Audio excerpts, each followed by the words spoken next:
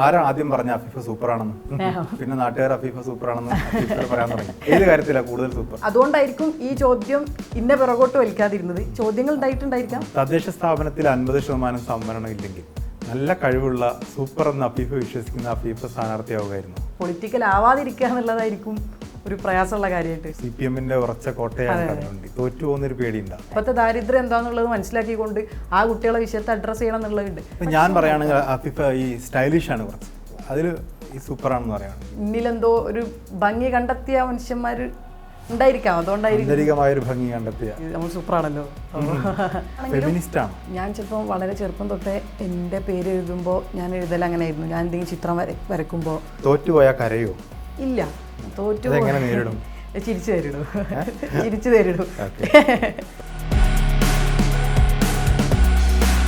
ഈ തദ്ദേശ തെരഞ്ഞെടുപ്പിൽ ധാരാളം ജൻസി സ്ഥാനാർത്ഥികൾ നമ്മുടെ മത്സര രംഗത്തുണ്ട്. എനിക്കിപ്പോൾ ഒരു ജൻസി സ്ഥാനാർത്ഥി കോഴിക്കോട് ജില്ലാ പഞ്ചായത്തിലേക്ക് മത്സരിക്കുന്ന ജൻസി സ്ഥാനാർത്ഥിയാണ് അഫീഫ നഫീസ.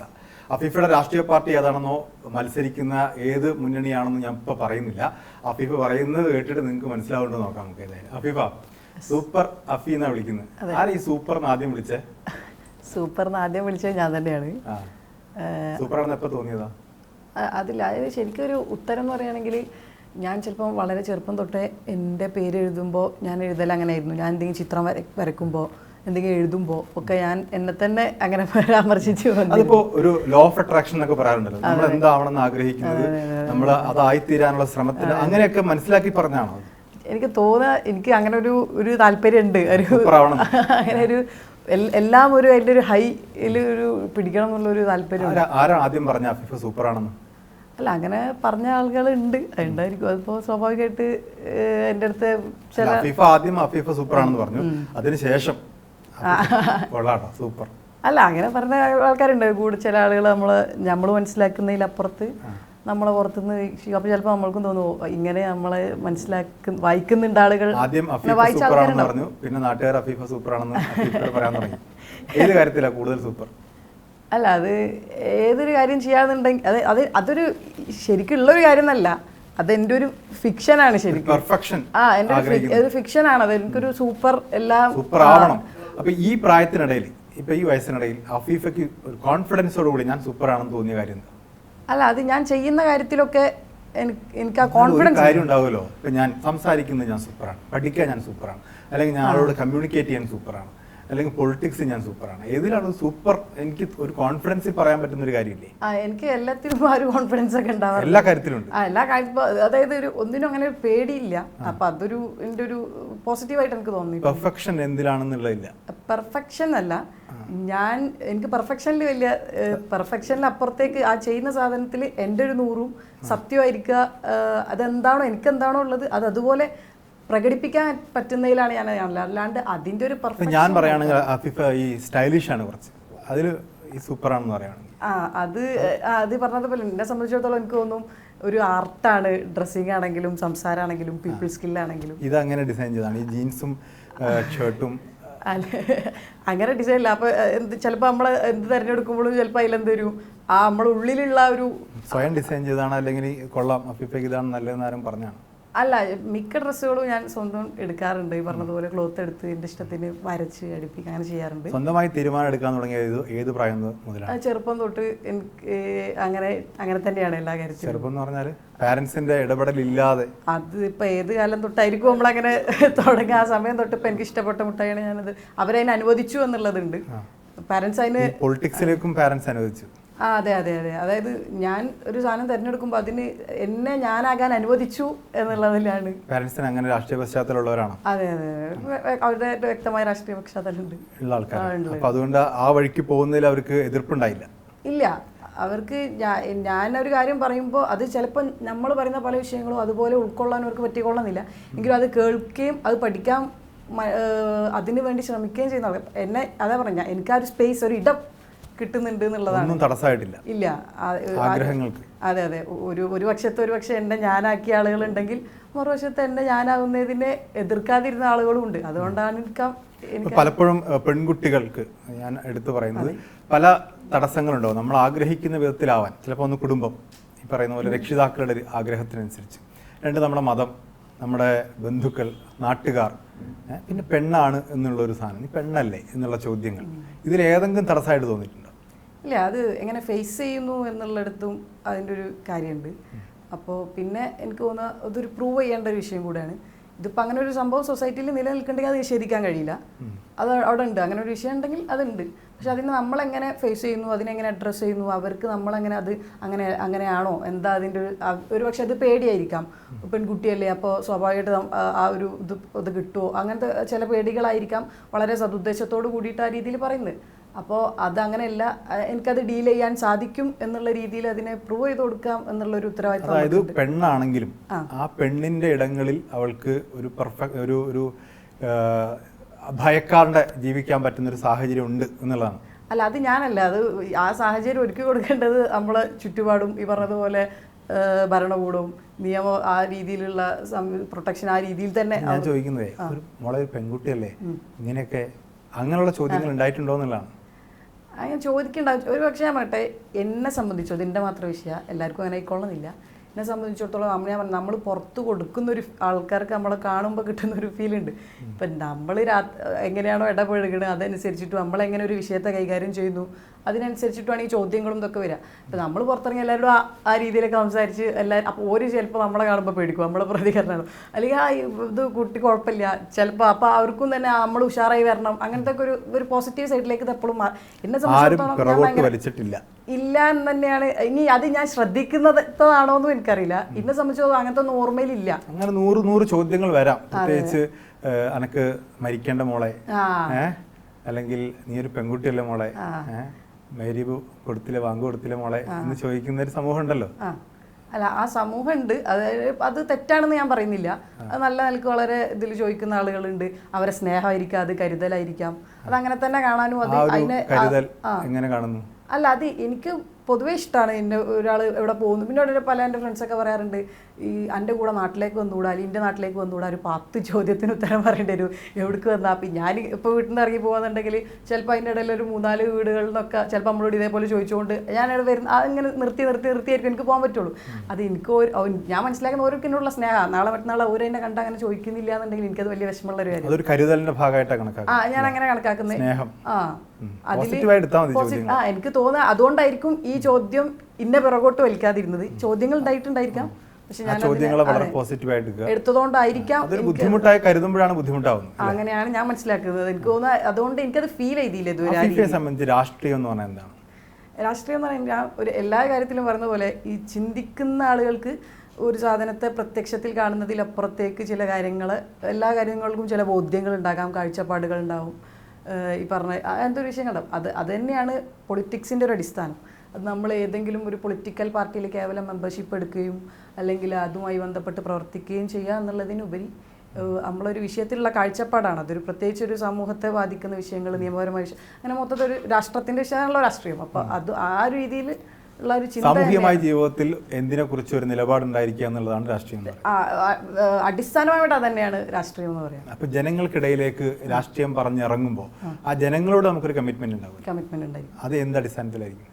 അതായത് ഇപ്പോൾ അവർ ഏതൊരു വിഭാഗമാണ്, ഇപ്പോൾ ഒരുപക്ഷെ അതിൽ അവകാശങ്ങൾ നിഷേധിക്കപ്പെടുന്ന ഒരു വിഭാഗം, അതല്ലെങ്കിൽ വലിയ രീതിയിൽ മാർജിനലൈസ് ചെയ്ത് പോകുന്ന ഒരു വിഭാഗം, അല്ലെങ്കിൽ നീതി നിഷേധിക്കപ്പെടുന്ന ഒരു വിഭാഗം, അല്ലെങ്കിൽ വേണ്ടത്ര അഡ്രസ്സ് ചെയ്യാതെ പോകുന്ന വിഷയങ്ങൾ സൊസൈറ്റിയിലുള്ള അവർക്ക് അത് അവരുടെ ഒരു ശബ്ദമായി തീരുക എന്നതും അവരുടെ ഇടയിലേക്ക് ഇറങ്ങുകയും ഓരോ പ്രശ്നം ഒരു സ്വയം പ്രശ്നമായി മാറിക്കൊണ്ട് ആ വിഷയത്തെ കൈകാര്യം ചെയ്യാൻ പറ്റുക എന്നുള്ളതൊക്കെ തന്നെയാണ് പൊളിറ്റിക്സ്. അത് തന്നെയാണ് ജനങ്ങൾക്കിടയിൽ. അതായത് ഒരു സാധാരണക്കാരൻ്റെ അതല്ലെങ്കിൽ ഒരു എന്തെങ്കിലും പ്രയാസം അനുഭവിക്കുന്നവരുടെ, വളരെ സിമ്പിളായി പറയാന്നുണ്ടെങ്കിൽ നമ്മളൊരു കാത് കൊടുക്കുക എന്നതും ചേർത്ത് നിർത്തുക എന്നതും കേൾക്കുക എന്നതും ഒക്കെ തന്നെയാണ് രാഷ്ട്രീയം. അപ്പോൾ സ്വാഭാവികമായിട്ടും രാഷ്ട്രീയ ബോധ്യം ഉണ്ടാവുക എന്നുള്ളതൊക്കെ പെൺകുട്ടികളാവുമ്പോൾ സ്വാഭാവികമായിട്ടും വേറെ കുറേ ഓപ്ഷൻസ്, സാധാരണ സേഫ് ഓപ്ഷൻസ് എന്ന് വേണമെങ്കിൽ പറയാം. നമുക്ക് വലിയ ബുദ്ധിമുട്ടില്ലാത്ത നല്ലൊരു പ്രൊഫഷണൽ സ്വീകരിക്കുക, നല്ലൊരു ഭാര്യയായിട്ടിരിക്കുക, കുടുംബിനിയായിട്ടിരിക്കുക, അല്ലേ, നല്ല വീട്ടിൽ നല്ല മത്തിക്കരയൊക്കെ വെച്ച് കൊടുത്തിരിക്കുക, അങ്ങനെ ഒരുപാട് ഓപ്ഷൻസ് ഉണ്ടായിരുന്നു. ഇതിലൊന്നും തിരഞ്ഞെടുക്കാതെ പൊളിറ്റിക്സിലേക്ക് അങ്ങ് ഇറങ്ങാം, കുറച്ച് പേരൊക്കെ ഒപ്പം നടക്കാം, കുറേ മനുഷ്യരെ കേൾക്കാം എന്നൊക്കെ തീരുമാനിക്കാനുള്ള കാരണം എന്താണ്? അല്ല ഇത് സേഫ് പെൺകുട്ടി ആൺകുട്ടിയൊന്നുമില്ല, അത് സേഫായിട്ട് തീരുമാനം എടുക്കാൻ താല്പര്യമുള്ളവർക്കൊക്കെ ആൺകുട്ടികൾക്കും സേഫായ തീരുമാനങ്ങൾ എടുക്കാൻ താല്പര്യമുള്ള ആളുകളുണ്ട്, എത്രയോ ആളുകളുണ്ട്. എന്ത് കണ്ടാലും അതിനോട് പ്രതികരിക്കണം എന്നില്ല എന്നൊക്കെ ഉള്ളവരുണ്ട്. അപ്പം അത് ആൺ പെണ്ണെന്നല്ലോ, അത് ഓരോരുത്തർ പറഞ്ഞതുപോലെ എടുക്കുന്ന ഒരു തീരുമാനമാണ്. അപ്പം എന്നെ സംബന്ധിച്ചിടത്തോളം എൻ്റെ മുമ്പിലൊരു വിഷയം കാണുമ്പോൾ ആ വിഷയത്തെ അഡ്രസ്സ് ചെയ്യാണ്ട് പോവുക, അതല്ലെങ്കിൽ അതിലൊരു അഭിപ്രായം പറയാതെ പോവുക, എനിക്ക് അതിലൊരു കാഴ്ചപ്പാട് ഇല്ലാതിരിക്കുക എന്നൊക്കെ പറയുന്നത് എന്നെ സംബന്ധിച്ചിടത്തോളം ഭയങ്കര പ്രയാസവും പ്രശ്നമുള്ളൊരു വിഷയമാണ്. ഞാൻ നേരത്തെ എല്ലാ വിഷയത്തിലും അങ്ങനെ ഒരു നിലപാടും ഒരു കാഴ്ചപ്പാടും ഒക്കെ എൻ്റെതായ രീതിയിൽ ഉള്ളതുകൊണ്ട് തന്നെ എനിക്കതില്ലാണ്ടിരിക്കുന്നത് ഭയങ്കര ബുദ്ധിമുട്ടുള്ള വിഷയം. അപ്പം ഒരു പൊളിറ്റിക്കൽ ആവാതിരിക്കുക എന്നുള്ളതായിരിക്കും ഒരു പ്രയാസമുള്ള കാര്യമായിട്ട്. ഈ പൊളിറ്റിക്കൽ ആവുക എന്ന് പറഞ്ഞാൽ പലതരം പൊളിറ്റിക്സ് ഉണ്ട്. ഇപ്പോൾ ഫെമിനിസ്റ്റ് പൊളിറ്റിക്സ് എന്ന് പറഞ്ഞാൽ സ്ത്രീപക്ഷ രാഷ്ട്രീയം എന്ന് പറയുന്നുണ്ട്, ന്യൂനപക്ഷ രാഷ്ട്രീയം മതപരമായിട്ടുള്ള വിഷയങ്ങളിലുള്ള സാമുദായികമായിട്ടുള്ള അവകാശ നിഷേധങ്ങളെക്കുറിച്ചുള്ള, അല്ലെങ്കിൽ പാരിസ്ഥിതിക രാഷ്ട്രീയമുണ്ട്. അങ്ങനെ പലതരം രാഷ്ട്രീയമുണ്ട്. ഇതിൽ ഏതിനോടാണ് കുറച്ചൊരു അനുഭാവം തോന്നിയിട്ടുള്ളത്? അല്ല, അനുഭാവം എന്ന് പറഞ്ഞത് ഇപ്പം നമ്മൾ കാണുന്ന പ്രശ്നങ്ങൾ, ഇപ്പം ഇത് ഓരോ വിഭാഗത്തും അതല്ലെങ്കിൽ ഓരോ ഈ പൊളിറ്റിക്സ് എന്ന് പറഞ്ഞാൽ തന്നെ നമ്മൾ നിലകൊള്ളുന്ന ഒരു സമൂഹം അല്ലെങ്കിൽ അതിൻ്റെ ചുറ്റുപാടുമായിട്ട് വളരെയധികം ബന്ധപ്പെട്ടിട്ടുണ്ട്. അപ്പം നമ്മൾ കേട്ട അല്ലെങ്കിൽ അറിഞ്ഞാൽ പഠിച്ച, അപ്പം നമ്മളുമായിട്ട് ഏറ്റവും കൂടുതൽ ബന്ധപ്പെട്ട് എടുക്കുന്ന വിഷയങ്ങളിലൊക്കെ നമ്മൾക്ക് എന്തുണ്ടായിരിക്കും, സ്വാഭാവികമായിട്ട് നേരത്തെ ഈ പറഞ്ഞ രീതിയിൽ നമ്മൾ ഏതാണോ അഡ്രസ്സ് ചെയ്യാൻ ആ ഒരു വിഷയം. അപ്പോൾ ഇത് എവിടെയാണെങ്കിലും, എവിടെയാണോ ഒരു നീതി നിഷേധിക്കപ്പെടുന്നത്, എവിടെയാണോ അവകാശങ്ങൾ ലംഘിക്കപ്പെടുന്നത്, ഒരാൾക്ക് ഒരു ഭരണഘടനാപരമായി കിട്ടേണ്ട സംരക്ഷണങ്ങൾ എവിടെയെങ്കിലും ലഭിക്കാണ്ട് പോകുന്നുണ്ടോ, ഭരണകൂടം അതിനെ ചോദ്യം ചെയ്യുന്നുണ്ടോ, അങ്ങനത്തെ ഏത് വിഷയങ്ങളാണെങ്കിലും ആ വിഷയത്തിൽ ആ രീതിയിൽ ഇടപെടണം എന്നുള്ളതാണ്. ഫെമിനിസ്റ്റ് ആണോ എന്ന് ചോദിക്കുമ്പോൾ എനിക്ക് അങ്ങനെ നിങ്ങൾ ഉദ്ദേശിക്കുന്ന രീതിയിലാന്നുള്ളത്. സ്ത്രീപക്ഷവാദമുണ്ടോ? സ്ത്രീപക്ഷവാദം എന്ന് പറഞ്ഞപ്പോൾ ഇപ്പോൾ സ്ത്രീകൾ ഇപ്പോൾ ഈ ഒരു നമ്മളെ നാട്ടിലെടുത്ത് നോക്കുകയെന്നുണ്ടെങ്കിൽ ഇവിടെ എല്ലാവർക്കും ലഭിക്കുന്ന നിയമപരമായ പരിരക്ഷ ഏതെങ്കിലും ഒരു വിഷയത്തിൽ ഇവിടെ ഒരു സ്ത്രീക്ക് ലഭിക്കാത്തിടത്തോളം അപ്പൊ ആ സ്ത്രീയുടെ ഭാഗം കയറി സംസാരിക്കേണ്ടി വരും. അങ്ങനെ സ്ത്രീപക്ഷത്ത് നിൽക്കണമെന്ന് തോന്നിയ ഏതെങ്കിലും അല്ല, സ്ത്രീപക്ഷം മാത്രമല്ല ഞാൻ പറഞ്ഞ, അതായത് എവിടെയെങ്കിലും ഒരു വിഷയം എന്റെ വളരെ സ്പെസിഫിക് ആയിട്ട് സ്ത്രീപക്ഷ രാഷ്ട്രീയത്തിന് ഉയർത്തപ്പെടുന്ന കുറെ വിഷയങ്ങളുണ്ട്. സ്ത്രീകളുടെ അവകാശ നിഷേധങ്ങളെ കുറിച്ച്, ഈ ഗാർഹിക പീഡനത്തിന്റെ വിഷയത്തിലാണെങ്കിലും ഈ സ്ത്രീകളുടെ തൊഴിലിടങ്ങളിലെ പ്രശ്നങ്ങളാണെങ്കിലും അങ്ങനെ പലതരം പ്രശ്നങ്ങളുണ്ടല്ലോ. ആ പ്രശ്നങ്ങളിൽ ഏറ്റവും ബുദ്ധിമുട്ടായ ഒരു സ്ത്രീ എന്ന രീതിയിൽ ബുദ്ധിമുട്ട് അനുഭവിക്കുന്നുണ്ട് സ്ത്രീകൾ എന്ന് തോന്നിയിട്ടുണ്ടോ? അല്ല, സ്ത്രീകൾ പൊതുവെ എന്താന്ന് പറയുക, അത് സ്ത്രീകൾ ഈ ബുദ്ധിമുട്ട് അനുഭവിക്കുന്നത് ഇവിടുത്തെ നിയമ സംവിധാനങ്ങൾ അതനുസരിച്ചിട്ട് ഉള്ള പരിരക്ഷ കൊടുക്കാത്തതുകൊണ്ട് അത് അതിന്റെ ഫെയിലിയറാണ്. അതായത് അതിൽ ഇടപെടണമെന്ന് തോന്നിയ ആ ഫെയിലിയർ ആയിട്ടുള്ള ഒരു പോർഷൻ ഏതാണെന്ന് ചോദിക്കും. അല്ല, അതിപ്പോൾ പറഞ്ഞതുപോലെ അവരുടെ സേഫ്റ്റി വിഷയമാണെന്നുണ്ടെങ്കിൽ, ഇപ്പോൾ യാത്രകളുള്ള വിഷയമാണെങ്കിൽ, പബ്ലിക് ട്രാൻസ്പോർട്ടേഷൻ, അതല്ലെങ്കിൽ പൊതുനിരത്തിലുള്ള വിഷയങ്ങളാണ്, രാത്രിയൊക്കെ ഉള്ള വിഷയങ്ങൾ, ആ കാര്യത്തിലൊക്കെ നിയമപരമായ സംരക്ഷണം അവർക്ക് ലഭിക്കുക എന്നുള്ളത് അത് ഇവിടുത്തെ പറഞ്ഞതുപോലെ നമ്മളുടെ എല്ലാ ഓരോരുത്തരുടെയും ഉത്തരവാദിത്തം. അതിലെല്ലാം ഉപരി ഭരണകൂട സർക്കാരിൻ്റെ ഉത്തരവാദിത്തം, അല്ലെങ്കിൽ പോലീസിൻ്റെ ഉത്തരവാദിത്തം, അതുമായിട്ട് ബന്ധപ്പെട്ട ആളുകളുടെ എല്ലാവരുടെ ഉത്തരവാദിത്തം. ആ നിലക്ക് ആ സമൂഹത്തിൽ ഒരാളെന്നുള്ള നിലക്ക്, പ്രത്യേകിച്ച് ഒരു പെൺകുട്ടി എന്ന നിലക്ക് എനിക്കും സ്വാഭാവികമായിട്ട് എല്ലാ വിഷയത്തിലും അഭിപ്രായം ഉള്ളതുപോലെ ഇങ്ങനത്തെ വിഷയത്തിലും റൈസ് ചെയ്യണം തോന്നിയൊരു വിഷയമില്ല പെൺകുട്ടികൾക്ക് വേണ്ടി. പെൺകുട്ടികൾക്ക് വേണ്ടി റൈസ് ചെയ്യുന്ന പറഞ്ഞപ്പോൾ പെൺകുട്ടികൾക്ക് ഈ പറഞ്ഞത് ഒന്നാമത് പറയാൻ സേഫ്റ്റിന്റെ വിഷയം തന്നെയാണ് എനിക്ക് പ്രധാനമായിട്ട് പറയാനുള്ളത്. വേറെ എല്ലാ വിഷയങ്ങളും ഒരു അതിപ്പോ ഏറെക്കുറെയൊക്കെ ഇപ്പൊ നമ്മൾ ആയി പറഞ്ഞാലും എങ്കിലും അതില്ല, പലയിടങ്ങളിലും ആ ഒരു വിഷയങ്ങളുണ്ട്. അത് ഏത് മേഖലയിലും, യാത്രയിൽ മാത്രമല്ല ഏത് മേഖലയിലും പെൺകുട്ടികൾക്ക് ആ ഒരു സുരക്ഷ സ്ത്രീ പുരുഷ തുല്യതയെ കുറിച്ച് എന്താണ് അഭിപ്രായം? തുല്യത എന്ന് പറയുമ്പോൾ എനിക്ക് പലപ്പോഴും തോന്നാണ്ട് നിങ്ങളൊരു തുല്യതക്ക് ഒരു ഡെഫിനിഷൻ വെച്ചിട്ടുണ്ടായിരുന്നു. അല്ല, ഞാൻ ചോദിക്കാം, അപ്പൊ എന്റെ തുല്യതയും അപ്പൊ ഈ തുല്യത എന്ന് പറയുമ്പോൾ എങ്ങനെയാണ് ഈ തുല്യത ഉദ്ദേശിക്കുന്നത് എന്നുള്ളൊരു സാധനം. അത് ഓരോ വിഭാഗം, അപ്പൊ ഒരു മെയിലായിട്ടുള്ള ഒരാൾക്ക് കൊടുക്കേണ്ട അതേ തുല്യത ഒരു പെണ്ണിന് കൊടുക്കുമ്പോൾ ശരിക്കും അത് അവിടെയാണ് എനിക്ക് തോന്നുക ചില സ്ഥലത്ത് ചിലതിനെ ഒരു പരിഗണിക്കേണ്ടി വരും. അപ്പൊ നമ്മൾ പറയില്ലേ, അസുഖം അറിഞ്ഞിട്ട് അതിനെ ട്രീറ്റ് ചെയ്യുക, അതല്ലെങ്കിൽ എന്താണോ വിഷയം ആ വിഷയം അറിഞ്ഞിട്ട് അതിനനുസരിച്ച് പ്രവർത്തിക്കുക എന്നുള്ളതാണ്. സാമൂഹിക പദവിയെ കുറിച്ചാണ് സാധാരണ തുല്യത പറയാ, സോഷ്യൽ സ്റ്റാറ്റസ്. ഒരു സമൂഹത്തിൽ സ്ത്രീക്കും പുരുഷനും തുല്യമായ സാമൂഹിക പദവി ലഭിക്കുന്നുണ്ടോ എന്നുള്ളതാണ് തുല്യത കൊണ്ട് ഉദ്ദേശിക്കുന്നത്. ആ തുല്യത ലഭിക്കുന്നുണ്ടോ സ്ത്രീക്ക്?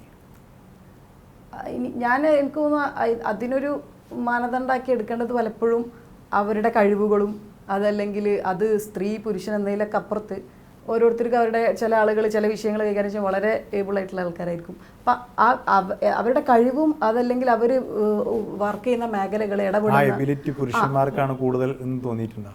അല്ല, എനിക്ക് അതിപ്പോൾ എന്താ വെച്ചാൽ ചില കാര്യങ്ങൾ ഇപ്പം അത് എങ്ങനെയാ പറയാ, വളരെ ഇതായിട്ട് പറയാന്നുണ്ടെങ്കിൽ ചില കാര്യങ്ങളിൽ പുരുഷന്മാരാണ് നല്ലത്. അല്ല, ചില കാര്യങ്ങൾക്ക് അത് ഈ പുരുഷൻ സ്ത്രീ എന്നുള്ളത് മാത്രമല്ല, അത് ഓരോരുത്തരുടെ കഴിവ്. അപ്പോൾ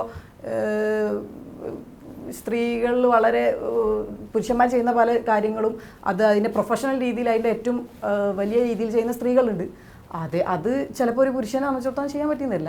അതേപോലെ തന്നെ പുരുഷന്മാർ ചെയ്യുന്ന ചില പുരുഷന്മാർക്ക് ചെയ്യാൻ പറ്റാത്ത, സ്ത്രീകൾക്ക് ചെയ്യാൻ പറ്റാത്ത പല കാര്യങ്ങൾ പുരുഷന്മാർ, അത് അവരുടെ കഴിവിൻ്റെ മാനദണ്ഡവും പിന്നെ ഇത് നമുക്കറിയാം ഫിസിക്കലായിട്ടുള്ള വിഷയങ്ങളൊക്കെ, ഹോർമോൺ ചേഞ്ച്, അതെല്ലാം അവിടെ അതുള്ളൊരു റിയാലിറ്റിയാണ്. കഴിവാണ് അഡ്രസ് ചെയ്യപ്പെടേണ്ടതെന്നും കഴിവ് തന്നെയാണ് മാനദണ്ഡമാക്കി എടുക്കേണ്ടതും. സ്ഥാനാർത്ഥിയായത് കഴിവുകൊണ്ടാണെന്ന് വിശ്വസിക്കുന്നുണ്ട്. ഞാൻ കഴിവുകൊണ്ട് എന്ന് മാത്രമല്ല, അത് എൻ്റെ കഴിവെന്ന് മാത്രം അങ്ങനെ വിശ്വസിക്കാൻ പറ്റില്ല. അത് ചിലപ്പോൾ ആ കഴിവിനെ വേറെ ആളുകൾ തിരിച്ചറിഞ്ഞതായിരിക്കാം. പറഞ്ഞതുപോലെ ഇപ്പോൾ അതാണ് പാർട്ടി അല്ലെങ്കിൽ അത് നമ്മളെ മനസ്സിലാക്കിയ നാട്ടുകാർ ഇത് അറിഞ്ഞ് അതിനനുസരിച്ച് നമ്മളെ ലീഡ് ചെയ്യാൻ ആരെങ്കിലും ഒക്കെ ഉണ്ടെങ്കിൽ അവരവിടെ നയിച്ചതായിരിക്കാം. തദ്ദേശ സ്ഥാപനത്തിൽ 50% സംവരണം ഇല്ലെങ്കിൽ നല്ല കഴിവുള്ള സൂപ്പർ എന്ന് അഫീഫ വിശ്വസിക്കുന്ന അഫീഫ സ്ഥാനാർത്ഥിയാവുമായിരുന്നു. അത് അഫീഫ പോട്ടെ, ഇവിടെ നാട്ടിൽ ഇത്രയും സ്ത്രീകൾ മത്സരിക്കുന്നു. ഈ 50% സംവരണം എന്ന് പറയുന്ന സംവിധാനം ഇല്ല എങ്കിൽ ഇത്രയും സ്ത്രീകൾ രംഗത്ത് വരുമായിരുന്നു? അല്ല, സ്ത്രീകൾ രംഗത്ത് വരണമായിരുന്നു. അത് നിയമപരമായി ഇപ്പം ഞാൻ പറഞ്ഞല്ലോ, ഈ പറഞ്ഞ രീതിയിൽ സംവരണം എപ്പോഴാണ് കൊണ്ടുവരേണ്ടി വരിക, ആ രീതിയിൽ അവർക്കുള്ളത് നിഷേധിക്കപ്പെടുന്ന സാഹചര്യത്തിൽ നിയമ ഇടപെടൽ സംവരണം കൊണ്ടുവരും. അപ്പം അത് കറക്റ്റാണ് നടന്നത്. അതുകൊണ്ടാണ് ഇത്രയും സ്ത്രീകൾക്ക് അവസരം കിട്ടിയത്. അത് ശരിയാണ്. സ്വാഭാവികമായിട്ടും ആ തുല്യത ഇല്ലാത്തതുകൊണ്ടാണല്ലോ സംവരണം വരേണ്ടി വന്നത്. അല്ല, അതൊരു തെറ്റല്ലല്ലോ. ഇപ്പോൾ അത് സംവരണം വരിക എന്നുള്ളത് ഇപ്പോൾ അതങ്ങനെ നമ്മുടെ നാട്ടിൽ അതല്ലെങ്കിൽ ഒരു പൊതുവെ നമ്മൾ സൊസൈറ്റിയിൽ ആ വിധ ഒരു ആക്സെപ്റ്റൻസ് കിട്ടുന്നില്ല. അപ്പോൾ അവിടെ സ്വാഭാവികമായിട്ട് സംവരണം വന്നു. ആ സംവരണം വന്നപ്പോൾ അത് ഏറ്റെടുത്തു. അത് ആ സംവരണം വന്നിട്ടും അത് ചെയ്യാണ്ടിരിക്കുക എന്നുള്ളതാണ് അതിൽ തെറ്റ്. സംവരണം ഇല്ലായിരുന്നുവെങ്കിൽ ഇത്രയും സ്ത്രീകൾക്ക് ഒരു സാമൂഹികമായി ഉയർന്നു വരാനുള്ള സ്ഥാനാർത്ഥിയാവാനുള്ള ഒരു സാഹചര്യം ഉണ്ടാവുമായിരുന്നില്ല. അത് ഉറപ്പല്ലേ? അല്ല, അന്നും ഉണ്ടായിരിക്കും. പക്ഷെ ഇത്രത്തോളം ഉണ്ടായത് ഒരു പക്ഷേ ഈ സംവരണം വന്ന ഇതിനുണ്ട്. സംവരണം എന്ന് പറയുന്നതാണ് ഫെമിനിസത്തിന്റെ അടിസ്ഥാന തത്വം. കാരണം സംവരണം കൊടുത്ത് സ്ത്രീകളെ ഉയർത്തിക്കൊണ്ടുവരണം എന്ന് വിചാരിക്കുന്നത് സാമൂഹിക പദവിയിൽ കഴിവുണ്ടായിരുന്നിട്ടും സ്ത്രീകൾ പിന്തള്ളപ്പെട്ടു പോകുന്നതുകൊണ്ടാണ്. അപ്പം അഫീഫ പറയുന്നത് കഴിവാണ് മാനദണ്ഡം. കഴിവുണ്ടായിട്ടും പിന്തള്ളപ്പെട്ടു പോകുന്ന ആളുകൾ ഉള്ളതുകൊണ്ടാണ് സംവരണം കൊടുക്കേണ്ടി വരുന്നത്. അപ്പോൾ കഴിവാണോ മാനദണ്ഡം? അല്ല, ഞാൻ പറഞ്ഞേക്കാം. അപ്പോൾ കഴിവുള്ള ഒരാൾ ഈ രീതിയിൽ പിന്തള്ളപ്പെടുന്നുണ്ട് എന്നുണ്ടെങ്കിൽ അവിടെ സ്വാഭാവികമായിട്ടും ഈ രീതിയിൽ സംവരണം അതൊരു തെറ്റായിട്ടില്ല. സംവരണം കൊണ്ടുവരുന്നു. അപ്പോൾ സംവരണം ഒരു സംവരണം കൊണ്ടുവന്നിട്ടും അല്ലെങ്കിൽ അങ്ങനെ ചെയ്യാൻ താല്പര്യപ്പെടുന്നില്ല സ്ത്രീകൾ മത്സരിക്കേണ്ട. സംവരണം കൊണ്ടുവന്നു കഴിഞ്ഞാൽ ചെയ്യാതിരിക്കാൻ പറ്റില്ല, കാരണം നിയമമാണ്. അല്ല, ഞാൻ പറയാം, സംവരണം ഇല്ലാതെ സ്ത്രീകൾക്ക് അവകാശപ്പെട്ടത് അനുവദിച്ചു കൊടുക്കാത്തൊരു സമൂഹമായിരുന്നു നമ്മുടേത്. ആ സമൂഹത്തെ തിരുത്തിയത് സംവരണങ്ങളിലൂടെയാണ്. ആ സംവരണം കേവലം വെറുതെ കിട്ടിയതല്ല, സ്ത്രീകൾ സമരം ചെയ്ത് സ്ത്രീകൾ അവകാശത്തിന് വേണ്ടി പോരാടി കിട്ടിയതാണ്. അപ്പോൾ ആ പോരാട്ടം എന്ന് പറയുന്നത് സാമൂഹിക തുല്യതയ്ക്ക് വേണ്ടിയുള്ള ഫെമിനിസ്റ്റ് ആശയങ്ങളുടെ സ്ത്രീപക്ഷവാദത്തിൻ്റെ ഒരു എന്താ പറയുക സാമൂഹികമായ ഉൽപ്പന്നമാണ്. അപ്പോൾ അങ്ങനെ ഒരു ആശയം ഇല്ലേ അവിടെ? കഴിവാണ് മാനദണ്ഡം, അതുകൊണ്ട് കഴിവുള്ളവർ കയറിപ്പോട്ടെ എന്ന് പറഞ്ഞിരുന്നെങ്കിൽ. അല്ല, ഞാൻ പറഞ്ഞല്ലോ, കഴിവുള്ള ആളുകൾ ഈ പറഞ്ഞ രീതിയിൽ കഴിവ് മാത്രമല്ല, ആ ഈ വിഷയത്തിൽ ഞാൻ പറഞ്ഞതുപോലെ ഭരണകൂടവും വലിയ നിയമവും ഒക്കെ ആ രീതിയിൽ അത് ഇടപെടുമ്പോൾ തന്നെയാണ്. അപ്പോൾ അതിലെന്തെങ്കിലും ഒരു പ്രശ്നം ഉണ്ടെന്നുണ്ടെങ്കിൽ നമ്മളവിടെ ഇടപെടണം. അതിപ്പോൾ സ്ത്രീകൾ സ്വാഭാവികമായിട്ട് നമ്മളെ സമൂഹത്തിൽ പൊതുവേ ഇതിൽ നല്ല എല്ലാ വിഷയത്തിലും ഇപ്പോൾ പണ്ടത്തെ കാലത്താണെങ്കിൽ വിദ്യാഭ്യാസ രംഗത്തും കാര്യങ്ങളിലൊക്കെ വളരെ ബാക്കിൽ നിന്നപ്പോൾ അങ്ങനെ എല്ലാം എന്ന് പറഞ്ഞിട്ട് നമ്മളൊരു സോഷ്യൽ റിഫോമിംഗ് നടത്തിക്കൊണ്ട് തന്നെയാണ് അന്നും ഇത് തിരിച്ചു പിടിച്ചതുണ്ടാക്കിയതൊക്കെയാണ്. സാമൂഹിക പരിഷ്കരണത്തിന്റെ അടിസ്ഥാനം എന്ന് പറയുന്നത് സ്ത്രീകൾക്ക് അർഹതപ്പെട്ടത് വിദ്യാഭ്യാസം. പെൺകുട്ടികൾ ഇത്രയൊന്നും പഠിക്കണ്ട. ഒരു വീട്ടിൽ ഒരാണും പെണ്ണുമാണെങ്കിൽ പഠിപ്പിക്കാൻ നിങ്ങൾ ആൺകുട്ടിയെ തിരഞ്ഞെടുക്കുന്നു എന്നുള്ളത് നേരത്തെ ഉണ്ടായിരുന്നൊരു പ്രശ്നമാണ്. ഇപ്പോൾ പെൺകുട്ടികൾ പഠിക്കാൻ തുടങ്ങി, പെൺകുട്ടികൾ സ്ഥാനാർത്ഥികളാവാൻ തുടങ്ങി, പെൺകുട്ടികൾ ഉയർന്ന ജോലികളിലേക്ക് വരാൻ തുടങ്ങി. അതെന്തുകൊണ്ടാണ്? സാമൂഹിക തുല്യതയ്ക്ക് വേണ്ടിയുള്ള പോരാട്ടത്തിന്റെ ഭാഗമാണല്ലോ. അപ്പോൾ അഫീഫ് പറയുന്ന പോലെ കഴിവാണ് മാനദണ്ഡം എന്ന് പറഞ്ഞാൽ അല്ല, അതായത് ഇപ്പോൾ കഴിവുള്ളവർ അങ്ങനെ വരണമെന്നാണ് ഞാൻ പറയുന്നത്. കഴിവുള്ളവർക്ക് അവസരം കിട്ടാതിരിക്കുമ്പോൾ ആ അവസരങ്ങൾ ഒരുക്കി കൊടുക്കാനുള്ള ഉത്തരവാദിത്തം ഭരണകൂടത്തിനും അതിൽ നിയമം അത് പിന്നെ അങ്ങനെ സംവരണം വരുമ്പോൾ അതനുസരിച്ച് ഫോളോ ചെയ്യാനുള്ള ഉത്തരവാദിത്വം നമുക്ക് എല്ലാവർക്കും ആ ഇതിലുണ്ട്. അതിനൊന്നും പറഞ്ഞില്ല, അത് മോശമെന്നുള്ള നിൽക്കല്ല, അത് വേണ്ട ഒരു കാര്യമാണ്. അത് നിൽക്കാതെ പറഞ്ഞത് സംവരണം. അപ്പോൾ സ്ത്രീപക്ഷ രാഷ്ട്രീയം ഉണ്ട് അല്ലേ? അതെ, ഫെമിനിസ്റ്റ് ആണെന്ന് പറയാൻ എന്തോ ഒരു മടിയുണ്ട്. അല്ല, അങ്ങനെയല്ല. ഫെമിനിസ്റ്റാന്ന് പറഞ്ഞപ്പോൾ ഞാൻ ചോദിക്കാൻ എന്താ വെച്ചാൽ, ഇപ്പോൾ അവരൊരു വിഷയം അനുഭവിക്കുന്നുണ്ടോ? അപ്പോൾ അതല്ലെങ്കിൽ ഈ രീതിയിൽ ഇപ്പോൾ നിങ്ങൾ പറഞ്ഞു, ഇപ്പോൾ ആ കഴിവുണ്ടായിട്ടും അവർക്ക് ആ രീതിയിലുള്ള അംഗീകാരം കിട്ടാത്തതുകൊണ്ട് സംവരണം കൊണ്ടുവരേണ്ടി വന്നു.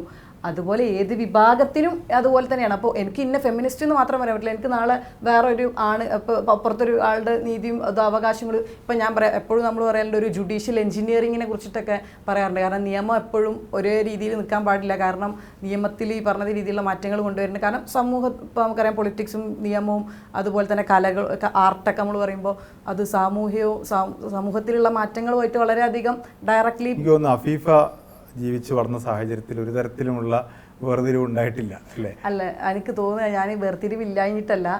ഈ ഒന്നെങ്കിൽ എനിക്കത് അത് പറയുന്നതിന് ഞാൻ വ്യക്തമായി പ്രതിരോധിക്കാൻ പറ്റുന്നുണ്ട് എന്നുള്ളത് തോന്നുന്നു. കുടുംബത്തിൽ നിന്ന് തുടങ്ങാൻ പറ്റി അല്ലേ? പിന്നെ കുടുംബം അത് അതായത് ഞാൻ ഒന്നെങ്കിൽ എനിക്കത് ഓരോ ആ കാര്യങ്ങൾ പറഞ്ഞ് ബോധ്യപ്പെടുത്താൻ ഉള്ളൊരു കഴിവ് ചിലപ്പോൾ ഉണ്ടായിരിക്കാം. ആ വിഷയത്തിൽ അവരെന്താണോ പേടിക്കുന്നത് അല്ലെങ്കിൽ അവരെന്താണോ പറയാൻ ഉദ്ദേശിക്കുന്നത് അതിനെ ആക്സെപ്റ്റ് ചെയ്തുകൊണ്ട് തന്നെ അതിന് തിരിച്ചു ബോധ്യപ്പെടുത്താനുള്ള ഉണ്ടാക്കുക. അതല്ലാന്നുണ്ടെങ്കിൽ ആ വിഷയം എങ്ങനെയാണോ അത് കൈകാര്യം ചെയ്യാൻ അറിയുന്നുണ്ടായിരിക്കാം എന്നുള്ള എനിക്ക് തോന്നുന്നത്. പിന്നെ ഈ രീതിയിൽ അതുകൊണ്ടാണ് വേർതിരിവുകളെ കുറിച്ച് ചിന്തിക്കാത്തത്. നമ്മളെ എന്താ പറയാ ലിമിറ്റേഷൻസിനെ കുറിച്ച് ചിന്തിക്കാതെ സാധ്യതകളെ കുറിച്ച്. അതെ അതെ അതെ, അതാ എനിക്ക് തോന്നുന്നു. ഞാൻ അങ്ങനെ ഓൾറെഡി അങ്ങനെയാണ്. അതൊരു ആർജിച്ചെടുത്ത കഴിവല്ല, അത് ഇൻബോൺ ആയിട്ട് എനിക്ക് അങ്ങനെ ഒരു സാധനം ഉണ്ട്. ചെറുപ്പം തൊട്ടേ ഞാനിങ്ങനെ ഇന്നോടിപ്പോൾ ഞാൻ മരം കയറുകയാണെങ്കിലോ മതിൽ കയറുകയാണെങ്കിലോ അങ്ങനെ ചെയ്യരുതെന്ന് പറയുമ്പോഴും ഞാനത് നോക്കല്ലേ, ഞാൻ കയറുന്നുണ്ട്. അപ്പൊ അത് പറയുന്നവരവിടെ പറയും. കുറെ കാലം കഴിയുമ്പോൾ ചിലപ്പോൾ അവരത് പറയുന്നത് അത് അവർ ഉൾക്കൊള്ളാഞ്ഞിട്ട് പോസിറ്റീവ് പൊളിറ്റിക്സ് ആണ്. കാരണം നമ്മുടെ സാധ്യതകളെ കുറിച്ച് കൂടുതൽ അന്വേഷിക്കുക, നമ്മുടെ ലിമിറ്റേഷൻസ് കാരണം എനിക്ക് തോന്നുന്നത് നമ്മളെ ലിമിറ്റേഷൻ എന്താ എന്നുള്ളത് നമുക്ക് മാത്രമേ അറിയുള്ളൂ. കാരണം ഈ കാണുന്നവർ ആരെല്ലാം നമുക്ക് എന്തൊരു ബൗണ്ടറി അത് അവർക്ക് നമ്മളെ കാണുന്നതേ അറിയുള്ളൂല്ലോ. അപ്പൊ എനിക്ക് അതിനപ്പുറത്ത് അത് ചെയ്യാൻ കഴിയുന്നുണ്ടെങ്കിൽ ഞാൻ അതിന് ഇതാന്നുണ്ടെങ്കിൽ എനിക്കത് ചെയ്യാൻ. ഒറ്റയ്ക്ക് യാത്ര ചെയ്യുന്ന കൂട്ടത്തിലാണ്. ആണ് പഠിച്ചതൊക്കെ നാട്ടിൽ തന്നെയാ. പക്ഷെ ഒറ്റയ്ക്ക് യാത്ര ചെയ്യാൻ ഇഷ്ടമായി പറഞ്ഞതുപോലെ യാത്ര അങ്ങനെ പോകുന്ന യാത്ര പോകുന്നവരൊന്നും വീട്ടിൽ തടസ്സമൊന്നുമില്ല. ഇല്ല, വീട്ടിൽ ഇപ്പൊ എൻ്റെ ഉപ്പൊക്കെ എപ്പോഴും പറയുന്ന സാധനം നമുക്ക് പേടിയായിട്ടാ, അതല്ലാത്ത വേറെ വിഷയമൊന്നുമില്ല. ഞാൻ പറയും ഞാൻ ഓക്കെയാണ്, നിങ്ങൾ എന്തിനാ പേടിക്കണേ, ഇന്നാരെന്ത് ചെയ്യണം ഓരെ കുറിച്ച് പേടിച്ചാ പോരേന്നുള്ള എന്നെ സംരക്ഷിക്കാൻ എനിക്കറിയാവുന്ന കോൺഫിഡൻസ് ഉണ്ടോ?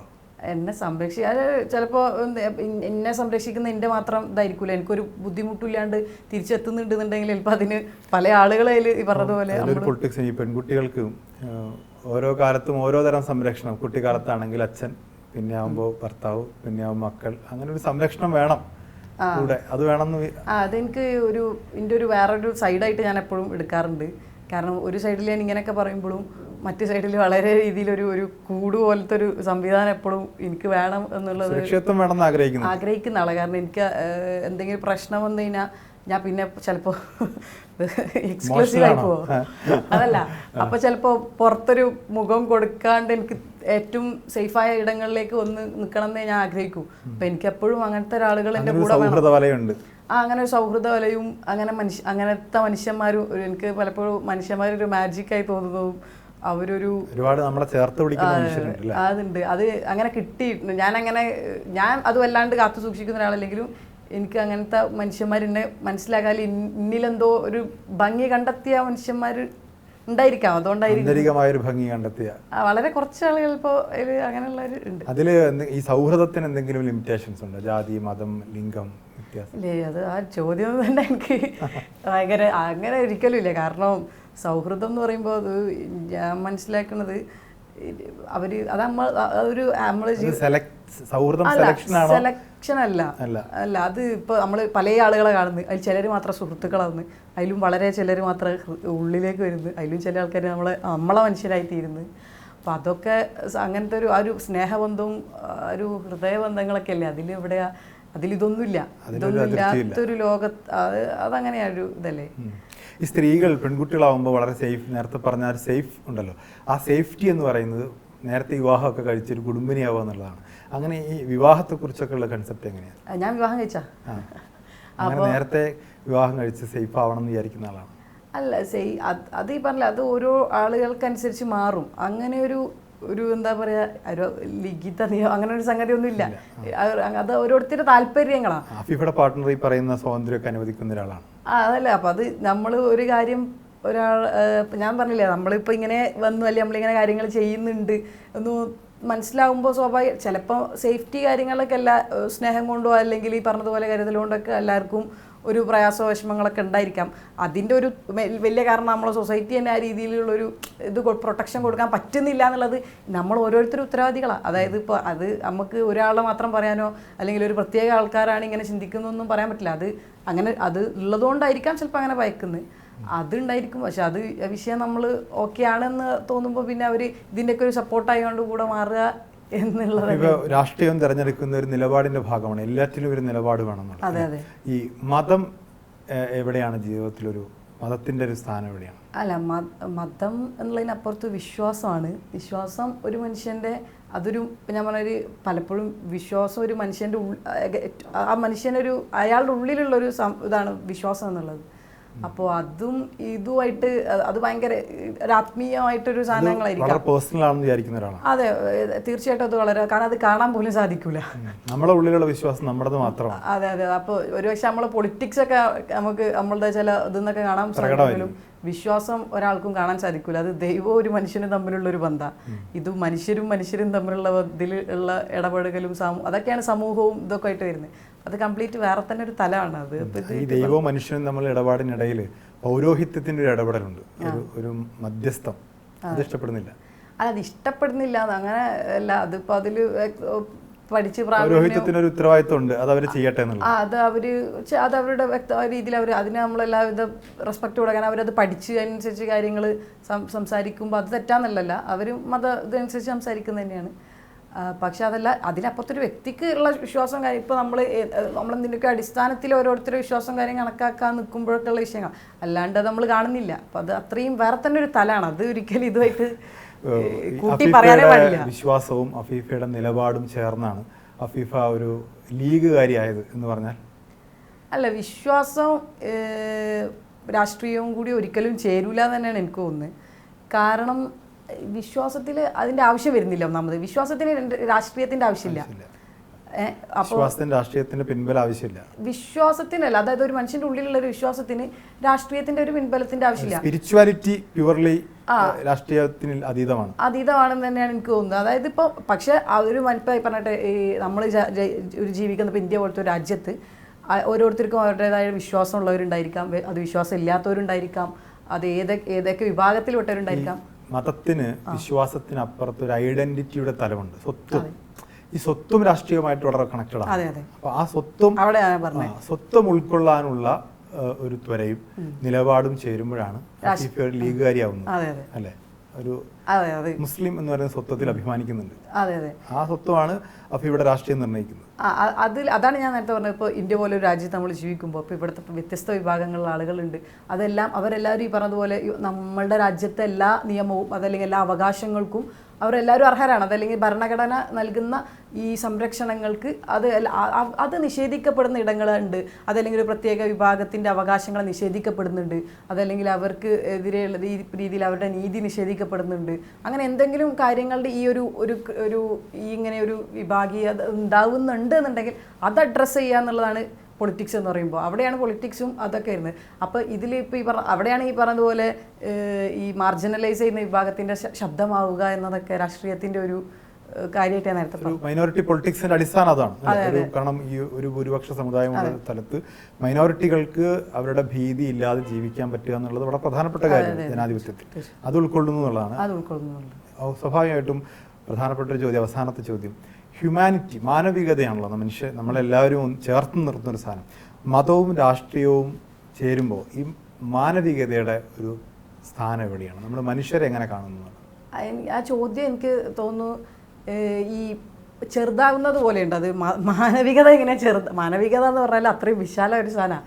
അത് ഈ മതവും രാഷ്ട്രീയവും ഒക്കെ ഉണ്ടെങ്കിലും മാനവികത അതിൻ്റെ മുകളിൽ നിൽക്കുന്ന ഒരു സാധനമാണ്. മതത്തിന് മുകളിലാണ്.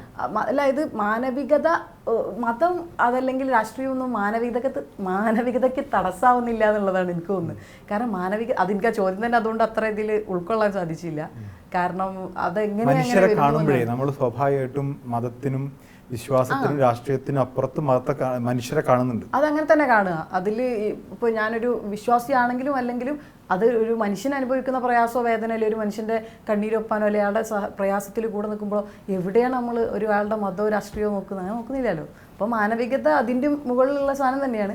ഇതൊന്നും മതമോ അല്ലെങ്കിൽ എൻ്റെ രാഷ്ട്രീയമോ എൻ്റെ മതമോ എൻ്റെ വിശ്വാസമോ ഒന്നും എൻ്റെ മാനവികതയ്ക്ക് തടസ്സമാവുന്നില്ല. അപ്പോൾ അതാവാത്തടത്തോളം കാലം ഇത് എങ്ങനെയാണ് ചോദ്യം.